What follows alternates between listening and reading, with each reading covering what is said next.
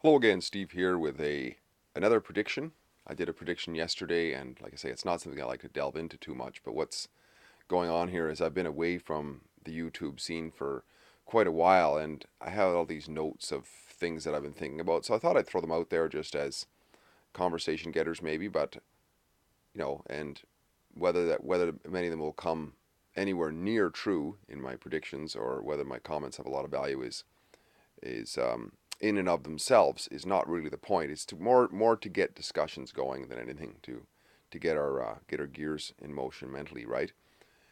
So this one has to do with walls, and there's lots of talk about building the wall, and I remember not long ago actually. I do, some of you know that I do handyman work, so I build a lot of things, and I was supposed to build this wall for a guy, and of course as soon as I mentioned when I came into work and I was going to get started on the wall, of course, chuckles around, right?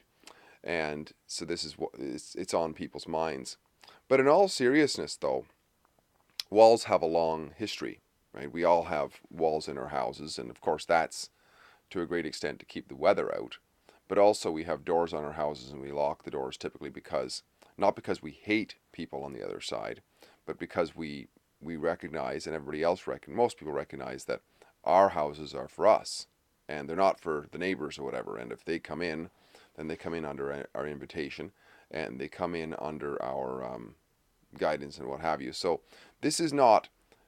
And if I was having this discussion with somebody the other day who is, a skeptic of all comments of walls and so on, and I made some of these points to him, and at a certain point he said, "Well, you're in favor of building the wall, then?" I said, "No, it's got nothing to do with that. It's I have an objective observation that by people's actions, walls work, right?" I said, the guy I was talking to, you lock your door at night, don't you? Well, why do you do that? It's not to keep the weather out. It's because you don't want somebody walking by who doesn't belong in your house to wander in. That's why you lock your door. So you by your actions are admitting that walls work, or at least you're behaving like walls work. So it's not about that. So, anyways, my prediction though along this line is that as things get more, as mistrust in communities grow, okay, walls have become a growth industry. They already are. I mean, you see security firms in the area where I live and so on. There's way more fences, way more security fences, way more razor wire, and this sort of thing. And when I grew up, where I grew up actually, this is how things have changed. Where I grew up, not only did we leave the keys in the car always, we left them in the ignition. When we went to town, we left them in the ignition. When we go to church on Sunday, there was like 150 or 200 cars there. You look in every car, and every car had the keys in the ignition with the doors unlocked. People find that unbelievable, but that was the case. I never carried a key in my pocket until I left home, right? Our house did not have a lock on the door. So yes, we closed the door so that the wind and the snow wouldn't come in, but we didn't lock the door even if we went away. We didn't lock the door because there was enough trust in the community that nobody just wandered into other people's houses at that time for no reason, for reasons that we would disagree with anyway. If the house was on fire, we would understand that, if somebody was to run in there and try to put it out, well, that was an acceptable reason. But now there's much more security. There's much more security individually, and there will be much more security nationally, whether we like it or not, because a nation, I'm not talking about a country or an empire. Countries like Canada and the US and so on, those are empires, right? And you can see it. They're a collection of different jurisdictions and what have you. That's what an empire is. A nation is a group of people assembled either because they're related or uh, they have something in common that they agree with. That would be a voluntary nation. A genetic nation would be a family, a larger family, or a tribe, or whatever. And I think what you're going to see is you're going to see this balkanization take place. A good example where we may see this soon, and I was talking to somebody not long ago, not more than a week ago, and I said, look, we could wake up one of these days and a group of white South Africans has seized a part of South Africa and said, okay, we can't live like this anymore because too many of us are being killed because we have too much differences from other people around us and so on. So we're going to grab this piece of land. It might be partly on the coast so we can have access and so on. And we're going to wall it off. We'll trade with you and all, but we can't.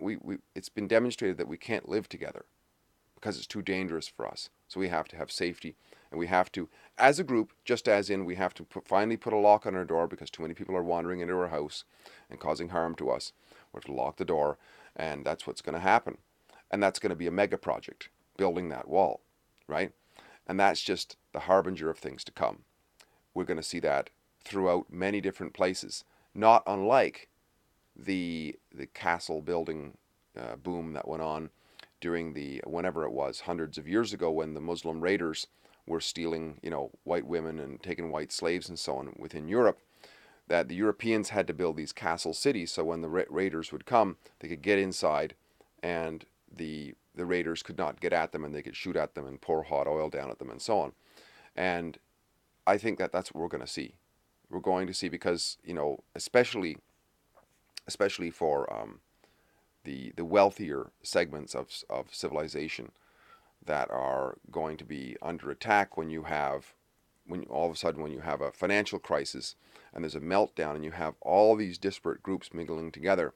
Well, they're going to tribalize, right, within our midst, and there's going to have to be protective mechanisms, and we see that as an example taking place within South Africa right now, and I suspect that this will happen, that there'll be a walled city. And it's funny because I was listening to a podcast just a couple of days ago where this discussion was taking place and it had to do with South Africa. And I go, wow, I was just talking about that with somebody the other day. So that's a prediction. And of course, there's going to be people who capitalize on that because large infrastructure projects cost a lot of money.